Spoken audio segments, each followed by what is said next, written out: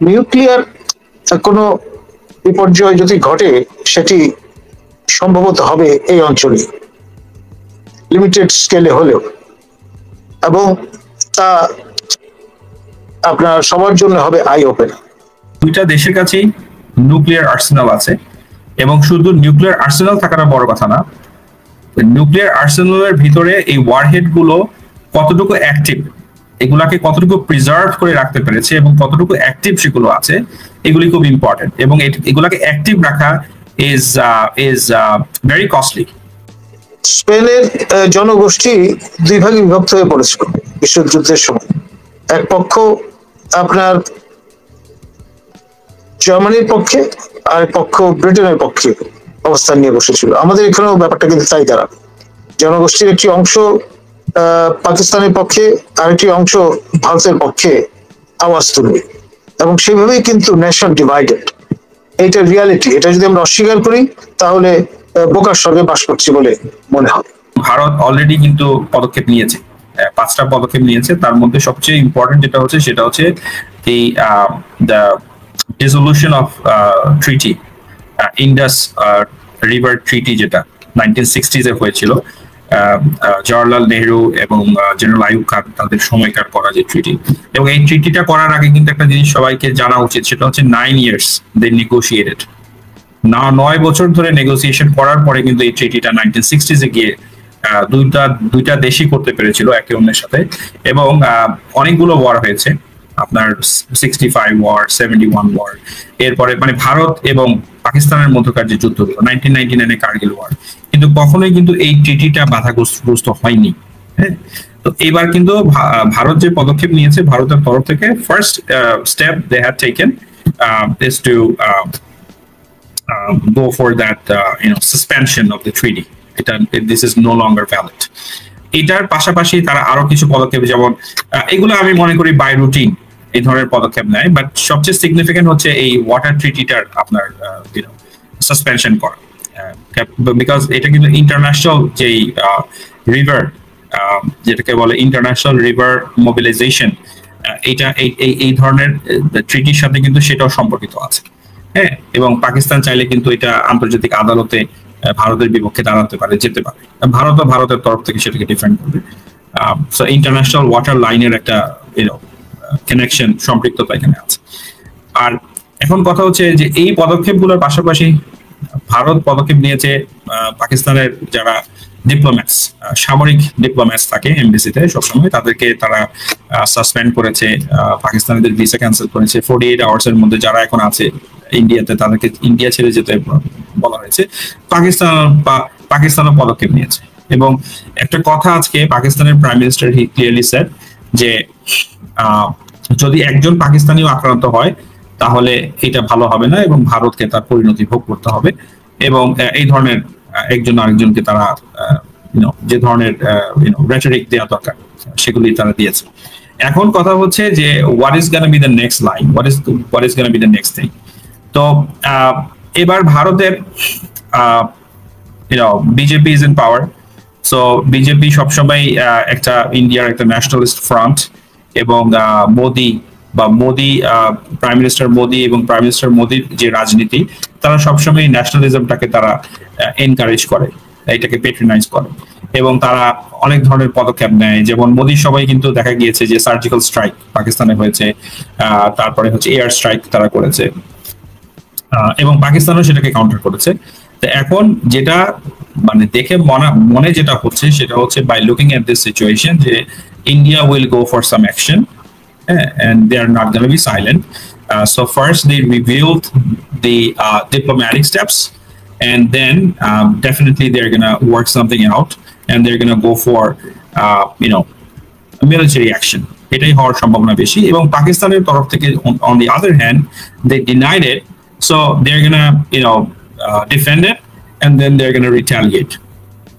So খুব interesting যে সামনের দিনগুলোতে কি হয়। একটা কথা উঠছে যে নিউক্লিয়ার অ্যাটাক হতে পারে কিনা একে অন্যের ক্ষেত্রে। Well this word the nuclear attack, nuclear deterrence, এগুলো কিন্তু খুব সিগনিফিকেন্ট এবং একদিক থেকে চিন্তা করলে ডেঞ্জারাস শব্দ। কারণ আপনারা জানেন যে ইউক্রেনে কিন্তু রাশিয়া যেটা তারা মনে করেছিল যে within 72 hours they're gonna finish the entire Ukraine and they're gonna place the government of Russian desire, ওটাকে কিন্তু রাশিয়া করতে পারেনি, বরঞ্চ columns after columns Russian tanks কিন্তু demolished হয়ে গিয়েছে because Ukrainians were trained, they had weapons, western weapons, পরবর্তীতে America আরো তাদেরকে ওয়েপন দিয়েছে, ইউরোপিয়ান নেশনস তাদেরকে ওয়েপন দিয়েছে এবং they are giving a fight. এখন এখানে কথা হচ্ছে যে দুইটা দেশের কাছেই নিউক্লিয়ার আর্সেনাল আছে এবং শুধু নিউক্লিয়ার আর্সেনাল থাকাটা বড় কথা না, নিউক্লিয়ার আর্সেনালের ভিতরে এই ওয়ারহেড গুলো কতটুকু অ্যাক্টিভ, এগুলাকে কতটুকু প্রিজার্ভ করে রাখতে পেরেছে এবং কতটুকু অ্যাক্টিভ সেগুলো আছে, এগুলি খুব ইম্পর্টেন্ট এবং এগুলাকে অ্যাক্টিভ রাখা is very costly, ঠিক আছে? তো এখন কথা হচ্ছে যে যেখানে রাশিয়া ইউক্রেন ওয়ারে এত এফেক্টেড হওয়ার পরেও কিন্তু because of a lot of questions blending into this subject matter of nuclear deterrency, তারা সেটা অ্যাপ্লাই করতে পারেনি রাশিয়ার মতো কান্ট্রি।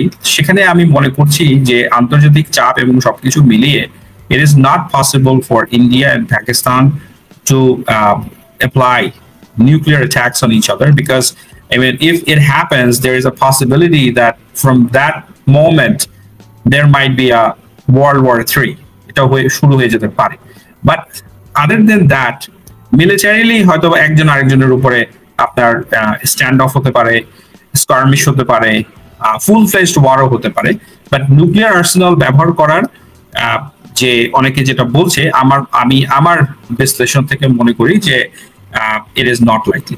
যদি কোনো কারণে ফুল ফেজ ওয়ারের দিকে চলেই যায়, যুদ্ধ যদি লেগেই যায়, তাহলে সেই ক্ষেত্রে লাভ ক্ষতির হিসাবে কে এগিয়ে থাকবে এবং একই সাথে দিয়ে যে বিশ্বে আরো পরাশক্তি যে রাষ্ট্রগুলো রয়েছে বিশেষ করে মার্কিন যুক্তরাষ্ট্র, রাশিয়া এবং চীন, তাদের ভূমিকা কোন দিকে যাবে? কেননা রাশিয়ার সাথে চীনের ভালো একটি সম্পর্ক, আবার রাশিয়ার সাথে ভারতেরও ভালো একটি সম্পর্ক, অন্যদিকে পাকিস্তানের সাথে মার্কিন যুক্তরাষ্ট্রের ভালো সম্পর্ক, আবার ভারতের সাথেও একটি ভালো সম্পর্ক রয়েছে মার্কিন যুক্তরাষ্ট্র। এই যে একটি কঠিন সমীকরণের বলয়, একটি হিসাব, এই হিসাবকে আপনি একজন আন্তর্জাতিক বিশ্লেষক এবং ভূ রাজনৈতিক বিশ্লেষক হিসেবে কিভাবে দেখেন? লাভ ক্ষতির হিসাবে কে এগিয়ে থাকবে আর এই পরাশক্তিগুলো কে কার পক্ষে চলে যেতে পারে বলে আপনি মনে করেন? আচ্ছা, এখানে একটা জিনিস বলি, সেটা হচ্ছে যে ইন্ডিয়া এবং পাকিস্তানের যদি একটা ওয়ার ফুল ফ্লেজড ওয়ার যেটাতে ইন্ডিয়া এবং পাকিস্তান, ইন্ডিয়াকে দিয়ে শুরু করি, দুজনের মধ্যে কিন্তু 2003 তে একটা সিজ ফায়ার ট্রিটি হয়েছিল as you know, and because of that ওখানে কিন্তু ইন্ডিয়া তাদের এক্সেসিভ যে ফোর্স সেটাকে কমিয়ে নিয়ে এসছে because of this ceasefire treaty. এবং পাকিস্তান যেটা করেছে সেটা হচ্ছে পাকিস্তানের আপনার ইস্টার্ন ফ্রন্ট থেকে তারা কিন্তু ফোর্স গুলোকে পরবর্তীতে শিফট করেছে হচ্ছে তাদের ওয়েস্টার্ন ফ্রন্টে, যেখানে তারা কি বলে এটাকে যে আপনার বেলুচিস্তান বা ওইদিকে যে সমস্ত বিচ্ছিন্নতাবাদী সন্ত্রাসী গোষ্ঠী আছে যারা বেলুচ লিবারেশন ফোর্স বা পাকিস্তানের অভ্যন্তরে এবার অলসো ইন খাইবার পাখতুনখোয়া, পাকিস্তানের একটা স্টেট যেখানে এই ধরনের সমস্যাগুলো হচ্ছে, সেখানে তারা অনেক বেশি ফোর্স কিন্তু ইউজ করছে বা সেখানে দিয়ে রেখেছে। এখন যদি ইন্ডিয়া যদি একটা ওয়ার স্টার্ট করে তাহলে কিন্তু ওই 2003 এর যে সিজ ফায়ার যে ট্রিটি সেটা কিন্তু আর থাকবে না, ওখান থেকে কিন্তু সরে আসবে এবং তখন কিন্তু it's like an open field, যে যার পোস্ট দখল করতে পারে। এখন ধরেন পাকিস্তানের একটা পোস্ট আছে 562 বা ইন্ডিয়ার একটা পোস্ট আছে 461, they're gonna battle it out, they're gonna fight, they're gonna fight against each other এবং তারপরে যে যার শক্তিতে ওই পোস্টটাকে যে ক্যাপচার করতে পারে বা আরেকজন রিক্যাপচার করতে পারে, হ্যাঁ, এবং একজন আরেকজনের টেরিটরির দিকে মুভ করার চেষ্টা করবে। এখানে আপনি যদি ফোর্সের কথা চিন্তা করেন যে হেড টু হেড কম্প্যারিজন, তাহলে ইন্ডিয়ার সাথে হেড টু হেড কম্প্যারিজনে Pakistan is way behind, they are way behind এবং সব দিক থেকে তারা বিহাইন্ড। হ্যাঁ, এবং একটা কথা বলি সেটা হচ্ছে যে if you look at the size of Indian Navy which is pretty big, হ্যাঁ, এবং তাদের কিন্তু দুটোর মতো এয়ারক্রাফট ক্যারিয়ার আছে, let's not forget that, and they have Rafale, হ্যাঁ, এবং তাদের আপনার ওয়ারের সময় যে জিনিসগুলো খুব ইম্পর্টেন্ট সেটা হচ্ছে যে কমিউনিকেশন সিগন্যালস, হ্যাঁ, তারপরে হচ্ছে স্যাটেলাইট গাইডিং, হ্যাঁ, এরপরে হচ্ছে কি আপনার যে কোনো যুদ্ধের সময় লজিস্টিক্স, এই জিনিসগুলোতে ভারত আপার হ্যান্ডে আছে, এবং যেহেতু তাদের ম্যান পাওয়ার বেশি, you know that 1.3 million army they have, and on top of that they have close to 9 লাখের মতো কিন্তু তাদের রিজার্ভস আছে, or 900,000 reserves they have. So এই সমস্ত কনফিগারেশনে দেখা যাচ্ছে ইন্ডিয়া আপার হ্যান্ডে থাকবে এবং পাকিস্তান ব্যাকফুটে থাকবে। এবং কথা হচ্ছে যে দুইটা দেশ যদি একে অন্যের সাথে যুদ্ধ করে তাহলে এখানে অনেকগুলো ফ্যাক্টর কাজ করে। যেমন কথা হচ্ছে যে আপনি কিন্তু ধরেন একটা আর্মিকে আপনি আউট নাম্বার্ড করে দিলেন, এটার মানেই যে আপনি সেখানে সবকিছু ক্যাপচার করে ফেলতে পারবেন তা না, বিকজ এখানে অনেকগুলো ফ্যাক্টরস থাকে। হ্যাঁ, সেটা হচ্ছে যে ওয়েদার যেমন একটা ফ্যাক্টর, ওয়েদারও কিন্তু একটা ফ্যাক্টর ওয়ারের সময়। আপনি বোধহয় জানেন যে সেকেন্ড ওয়ার্ল্ড ওয়ারের সময় যে অপারেশন হয়েছিল, জার্মানি যখন রাশিয়া ইনভেড করেছিল, তখন ফার্স্ট ফিউ মান্থস কিন্তু জার্মানির জন্য it was like very pleasant journey, it was a very pleasant journey for them. কিন্তু তারপরে যেটা হয়েছে সেটা হলো যে ওই যে ঠান্ডা, যে কোল্ড ওয়েদার, এই রাশিয়ার ভিতরে যে ঠান্ডা, দ্যাট কোল্ড ওয়েদার, এটা রাশিয়ানদের জন্য সুইটেবল, বাট অন্যদের জন্য না। তো তারা কিন্তু দেখা গেছে যে এইটার একটা ভালো রকম তারা কিন্তু প্রেশার তাদের উপর দিয়ে গিয়েছে।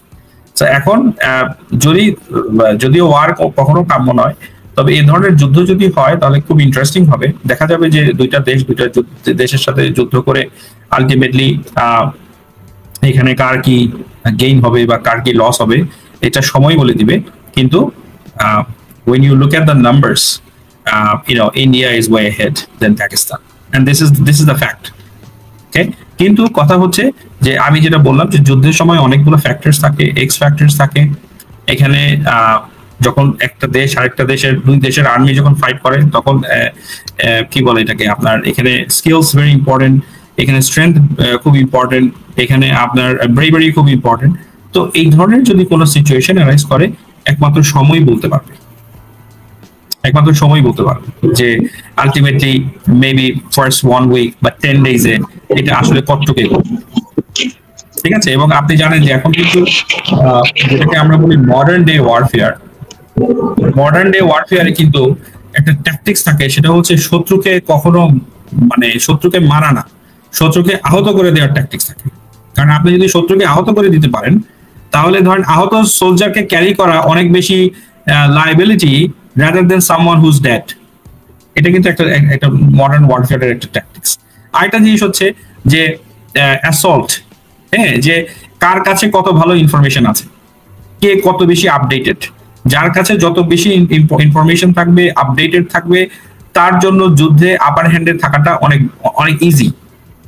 এবং আমরা কিন্তু দেখেছি যে ড্রোনের ব্যবহার, যেমন হচ্ছে যে আপনি দেখেছেন যে রাশিয়া এন্ড ইউক্রেনের ওয়ারে কিন্তু ড্রোন খুব ম্যাসিভ একটা ফ্যাক্টর এখানে কিন্তু পালন করেছে। হ্যাঁ, দেখা গিয়েছে যে রাশিয়ানরা এক ধরনের ড্রোন ইউজ করেছে, তারপরে তারা টায়ার্ড হয়ে গিয়েছে, তারা ইরানের কাছে গিয়েছে, ড্রোন নিয়ে এসছে। আবার দেখা গেছে ইউক্রেনিয়ানরা এত ছোট ছোট ড্রোন ইউজ করেছে যেটা দিয়ে তারা রাশিয়ান এই ট্যাঙ্ক কলামস না, রাশিয়ান এই আপনার কি বলে এপিসি না, বরং তারা টার্গেট করেছে রাশিয়ান সোলজারদের, ইন্ডিভিজুয়াল রাশিয়ান সোলজারদের, or one section of soldiers, এদেরকে টার্গেট করেছে। ঠিক আছে, তো অনলি টাইম উড সে, ঠিক আছে। এন্ড যদিও এই ধরনের যুদ্ধ কারোরই কাম্য না, যুদ্ধের মাধ্যমে দোনো পক্ষেরই লস হয়। হ্যাঁ, তো এখন দেখা যাক যে আলটিমেটলি এটা কোন দিকে পড়ে। ভারত বলছে এটি পাকিস্তানি করেছে, পাল্টাপাল্টি দুই পক্ষের কথা বলছে। আবার পাকিস্তানের পক্ষ থেকে বলা হচ্ছে, যেটি আমি অনুষ্ঠানের শুরুতে বলছিলাম, যে এটি ভারতেরই একটি ষড়যন্ত্রের অংশ যাতে করে একটি যুদ্ধ লাগানো যায়।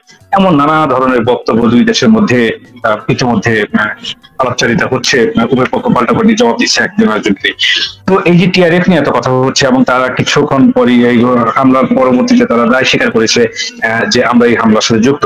তো স্যার, আমি জানতে চাবো যে টিআরএফ কারা, এদের অর্থের যোগানদাতা কারা, এবং এদের সাংগঠনিক শক্তির মদতদাতা বা উস্কানিদাতা বা মূল যে পাওয়ার হাউস বলি একটি সংগঠন হিসেবে বা সশস্ত্র গোষ্ঠী হিসেবে, তাদের পাওয়ার হাউস আসলে কারা? এটি আন্তর্জাতিক পরিমণ্ডলে বেড়ে ওঠা কোনো গোষ্ঠী নাকি এটি আসলে আঞ্চলিক পরিমণ্ডলে বেড়ে ওঠা কোনো গোষ্ঠী? ধন্যবাদ।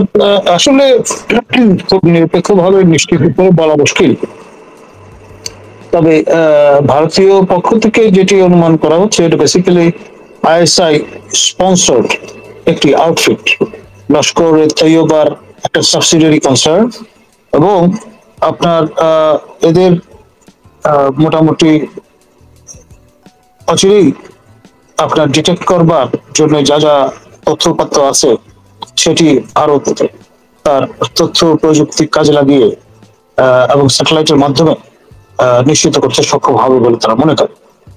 হোয়াটএভার, আপনার এই ধরনের নন স্টেট এন্টিটি গুলো তারা কিন্তু ক্যাটালিটিক রোল প্লে করে ক্রাইসিস তৈরি করবার ক্ষেত্রে। আর যারা আপনার ডেসপারেট টাইপ, তারা আপনার আত্মঘাতী হতে তৈরি থাকে। ফলে রেশনাল ক্যালকুলেশনে আপনার মানুষ যখন চলাফেরা করে সে সবসময় একটা এক্সিট রুট রেখে দেয়, কিন্তু এরা সেই মতাদর্শের লোক নয়। তো ফলে আপনার নিশ্চিত করে বলা মুশকিল যতক্ষণ পর্যন্ত ফুললি ডিটেক্টেড হচ্ছে যে কারা এদের স্পন্সর এবং এরা কারা। ধন্যবাদ।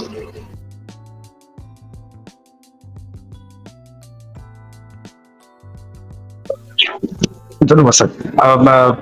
বিশ্বের কোনো বৃহৎ পরাশক্তি আপনার কাছে কি মনে হয় বিশ্লেষক হিসেবে যে বিশ্বের কোনো বৃহৎ পরাশক্তি এই হামলার নেপথ্যের কারিগর ছিল বা কলকাঠিনার ছিল, যাতে করে একটি উত্তেজনকর পরিস্থিতি তৈরি হয়, একটি বড় ধরনের হত্যাকাণ্ড সংঘটিত হলে তাহলে দুই দেশের মধ্যে এই যে যুগ যুগ ধরে চলমান যে বিবাদ সেটি আস্তে আস্তে যুদ্ধের দিকে ক্রমশ রূপ নিতে পারে? আপনার কাছে কি মনে হয় এমন কিছু? জনাব কলিমুল্লাহ। দেখুন, drawing of the world back একটা এমিনেন্ট ইস্যু, এবং বিশ্ব মানচিত্র বদলের ক্ষেত্রে এ ধরনের ঘটনাগুলো ভূমিকা পালন, যেমন প্রথম বিশ্বযুদ্ধের বা দ্বিতীয় বিশ্বযুদ্ধের ক্ষেত্রেও তেমনটি ঘটেছে। সারাইভোর যে ঘটনা, তারপর পরবর্তীতে আপনার হিটলারের যে অ্যাডভেঞ্চার, সেগুলো সারা বিশ্বকে নতুন মানচিত্র উপহার দিয়েছে। এখন 90-র গ্লোরিয়াস রেভলিউশনের পরে, বার্লিন ওয়ালের পতনের পরে বাইপোলার ওয়ার্ল্ড পরিবর্তিত হয়েছে। ইউনিপোলার থেকে এখন মাল্টিপোলার হওয়ার একটা পর্যায়ে আছে। এমন অবস্থায় আপনার যদি লার্জার ইসরায়েল তৈরির প্রক্রিয়া চলে ওয়েস্ট এশিয়াতে, জানল্যান্ড, তার পাশাপাশি লার্জার ইন্ডিয়া গঠনের একটা প্রক্রিয়াও এখানে চালু হতে পারে। আপনার পাকিস্তানের এক একটি প্রভিন্স যদি আলাদা হয়ে ভারত ভুক্ত হয়, তখন আমাদের এই অঞ্চল, যেটি বেসিক্যালি মাস্টারকে পাকিস্তান বলে পরিচিত ছিল, লিগেসি অফ পাকিস্তান এবং ভারত বিভাগ যেটি 47-এ ঘটেছিল, সেটি জাতীয় তত্ত্বের উপর ভিত্তি করে গঠিত হয়েছে। সব মিলিয়ে এখন একটা গোজামিল অবস্থা বিরাজমান, অন্তত আপনার ডিজুরো সেন্সে, ইডিওলজিক্যাল সেন্সে। তো সেই দিক থেকে নতুন নতুন আপনার রিয়ালিটি যদি আমাদের প্রত্যক্ষ করতে হয়, তাহলে অবাক হওয়ার কিছু থাকবে। ধন্যবাদ। জনাব কলিমুল্লাহ, আমি আরেকটি বিষয় জানি আপনার কাছ থেকে, সেটি হচ্ছে যে এই যে ভারত পাকিস্তান যে বিবাদ, এটি প্রকৃত সমাধান কোন পথে আপনার কাছে মনে হয়? এটি তার আজকের নয়, বিশেষ করে কাশ্মীর ইস্যুতে দুই দেশের পাল্টাপাল্টি যে অবস্থান, ভারত শাসন করছে, ভারত শাসিত একটি অংশ, পাকিস্তান শাসিত অল্প একটি অংশ, এটির প্রকৃত সমাধানটি কি আসলে কি? যুদ্ধবাদী। দেখুন, বাংলাদেশের দক্ষিণ হস্ত বলে পরিচিত চোরেন লাই একসময় এই কাশ্মীরকে এই উপমহাদেশের টাইম বোমা হিসেবে অভিহিত করেছিলেন, এবং এটি ব্রিটিশারদের তৈরি এই সম্পদ, এই সিস্টেম, এবং এটি নির্দিষ্ট সময়ের পরে এই পরিস্থিতি পরিবেশের কারণে যে স্থিতাবস্থা সেটি বিঘ্নিত হবে, এমনটি হয়তো চিন্তা করেই তারা এই divide and rule policy pursue করার অংশ হিসেবে এই লিগেসি রেখে দিয়ে গেছে। এখন অপেক্ষার পালা, সেসব দেখি দাঁড়ায়। ধন্যবাদ।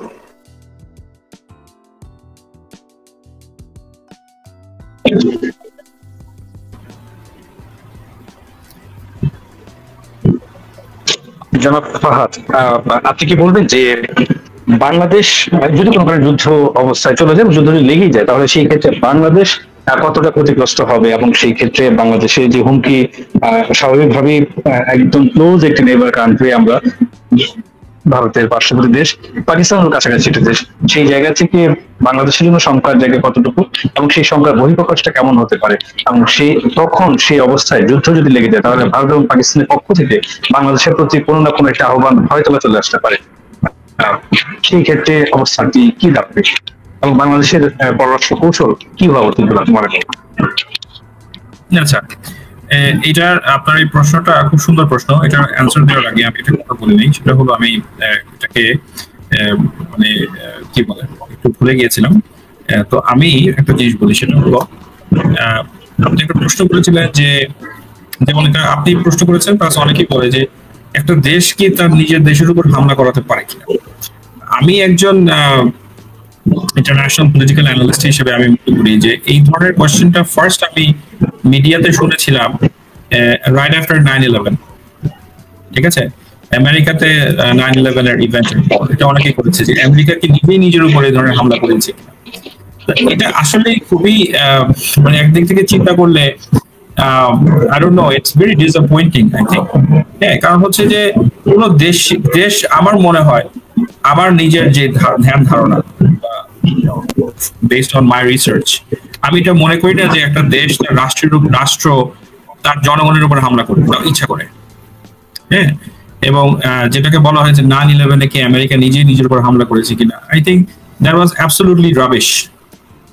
এই ধরনের জিনিস হয়তো বা প্রচার করা বা কেউ এটা মনে করাটা, এটা কিভাবে সম্ভব, তাই না?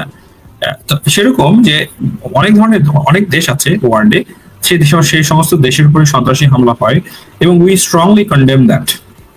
ইট is never appreciatable because terrorism is not a solution, it's a burden. তো এখানে ভারতে যে হামলাগুলো হয়েছে, যেগুলো আমরা দেখেছি এর আগে তাদের উড়িতে বা তাদের পার্লামেন্ট হাউসে যে হামলা হয়েছে, এটা অনেকে বলে যে হ্যাঁ এটা কি ভারতের উপর হামলা করিয়েছে কিনা। Of course, there are conspiracy theories এবং মানুষ এটা নিয়ে রিসার্চ করবে এবং অনেক কিছু বলবে, তবে আমি ব্যক্তিগতভাবে মনে করি যে ইট ইজ নট পসিবল।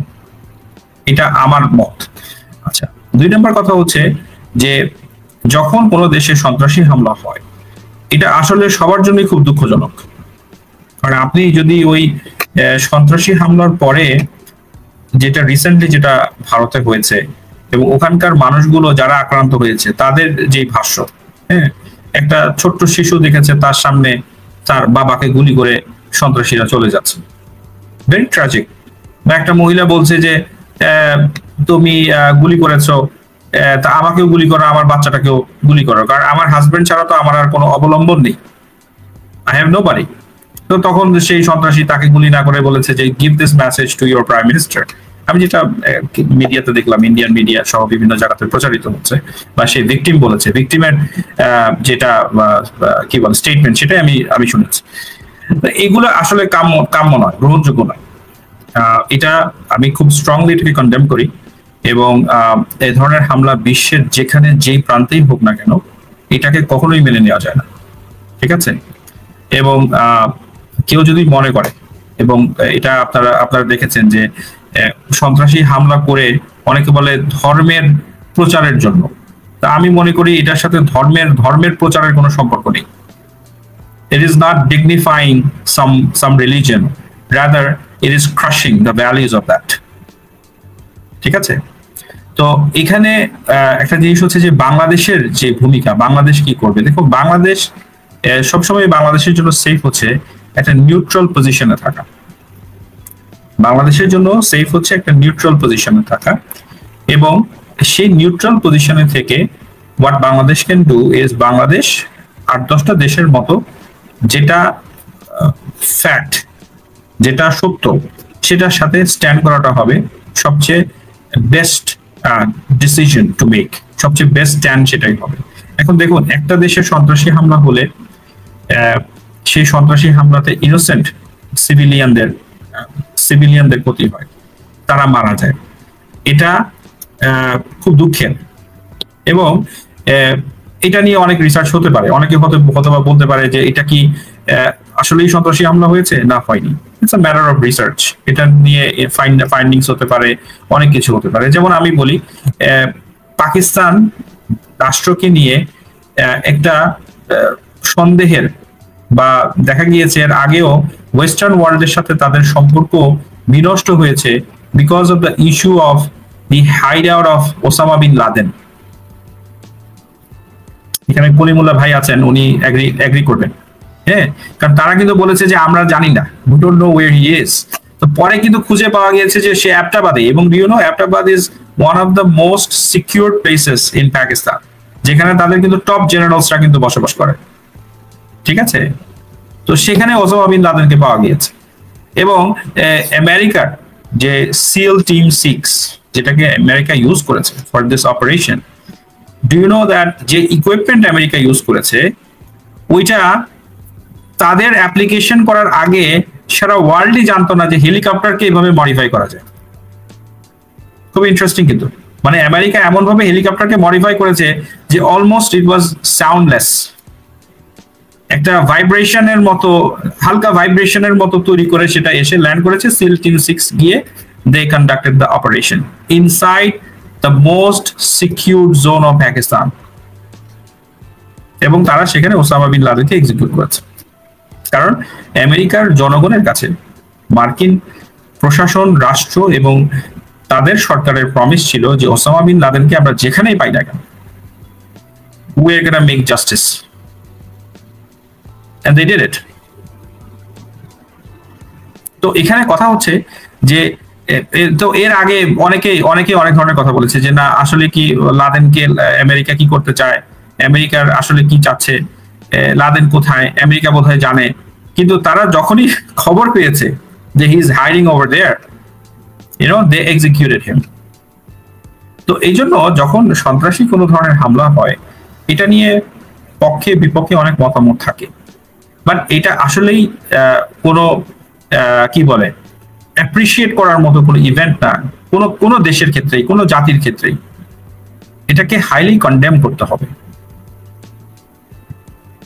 হ্যাঁ, এবং হ্যাঁ, বাংলাদেশ আমরা একটা শান্তিপূর্ণ দেশ, আমরা অত মানে আমাদের ল্যান্ড এরিয়া অত বড় না, and you know we have so many problems. যেমন আমাদের এখন কিন্তু you know that there is a conflict zone right next to us, which is Myanmar. সেখানে কিন্তু যুদ্ধ হচ্ছে, হ্যাঁ, junta against the Arakan Army, and we have seen news যে আরাকান আর্মি আমাদের বাংলাদেশের ভিতরে ঢুকে গিয়েছিল। হ্যাঁ, এবং সেখানে অলরেডি সেই কনফ্লিক্ট জোনের মধ্যে আমরা কিন্তু সেটার পাশে আছি, আমরা কিন্তু সেটার হিট আমরা টের পাচ্ছি। সো হ্যাভিং সেড দ্যাট, ওই ডিরেকশন থেকে যদি অন্য কোনো দুইটা দেশের ঝগড়াও হয় এখন, তাহলে কারোরই সাইড নেওয়ার মতো আমার মনে হয় না অবস্থান নেওয়া আমাদের ঠিক হবে। We should continue our neutral stand, যেটা সত্য সেটার সাথেই আমাদের দাঁড়ানোটা, আমাদের অবস্থান করাটা সবচেয়ে বেস্ট হবে। বাংলাদেশের অবস্থান কি হতে হবে বা কি হওয়া উচিত যদি সেটি যুদ্ধের দিকে চলে যায় ভারত পাকিস্তান অবস্থাটি বর্তমান যে ইস্যু চলছে। আমি একই সাথে যেটি জানতে চাই সেটা হচ্ছে যে কোনো কারণে যুদ্ধ লেগে গেলে জনাব ফাহাদ একটি কথা বলছিলেন যে এটিকে turning into the third world, এরকম কিছু হতে পারে কিনা, আমার কোনো পজিবিলিটি আছে কিনা? আপনার কি তাই মনে হয় যে এখান থেকে তৃতীয় বিশ্বযুদ্ধের হতে পারে? যদিও অনেক বিশ্লেষক, অনেক গবেষক বলছেন যে এখন পৃথিবীতে সেই ধরনের কোনো যুদ্ধ হবে না, বাণিজ্য যুদ্ধ হতে পারে, সেই ধরনের কনফ্লিক্ট হবে, একটি দেশ বাণিজ্যিকভাবে ক্ষতিগ্রস্ত করতে পারে বিভিন্ন এম্বার্গো দিয়ে সবকিছুর মাধ্যমে, কিন্তু সমর যুদ্ধ বলতে আমরা যেটাকে বলছি সশস্ত্র যুদ্ধ, সেটি হয়তো হবে না। আপনি কি মনে করেন বাংলাদেশের অবস্থা এবং ভবিষ্যৎ অবস্থা নিয়ে? একটা কথা বলে দেই, একটা কথা জাস্ট বলবো, সরি টু ইন্টারাপ্ট।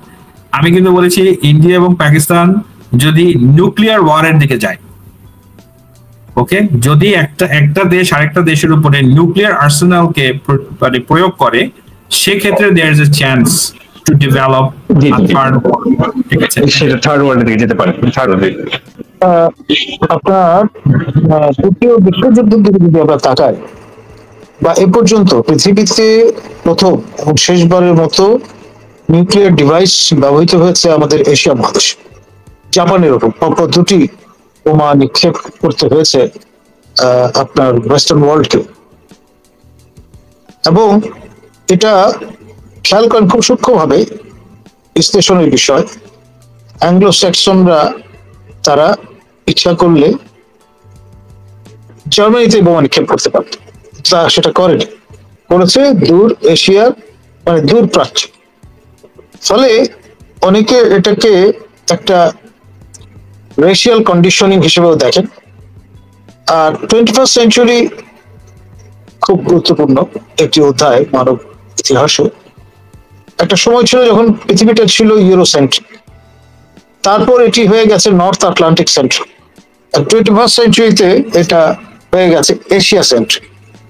ফলে নিউক্লিয়ার কোনো বিপর্যয় যদি ঘটে সেটি সম্ভবত হবে এই অঞ্চলে, লিমিটেড স্কেলে হলেও, এবং তা আপনার সবার জন্য হবে আই ওপেন। সুতরাং ওই যে আমি প্রথমে বলেছি যে একটা সময় তখন মনে হবে এই যে নিউক্লিয়ার ওয়ার কখনো হবে না, এটা একটা মিথ। যে মিথটা তৈরি হয়েছে সেটা শ্যাটার হয়ে যেতে পারে আমাদের সাউথ এশিয়া। আমাদের সেজন্য খুব কশাস থাকতে হবে, এবং আমরা চাই বা না চাই পরিস্থিতি যদি ডেটোরিয়েট করে আপনার আমাদের অবস্থাটা হবে স্পেনের মতো।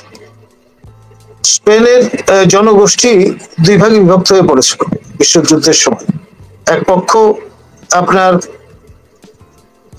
জার্মানির পক্ষে, আরেক পক্ষ ব্রিটেনের পক্ষে অবস্থান নিয়ে বসেছিল। আমাদের এখানেও ব্যাপারটা কিন্তু তাই দাঁড়া, জনগোষ্ঠীর একটি অংশ পাকিস্তানের পক্ষে, আরেকটি অংশ ভারতের পক্ষে আওয়াজ তুলবে, এবং সেইভাবেই কিন্তু নেশন ডিভাইডেড।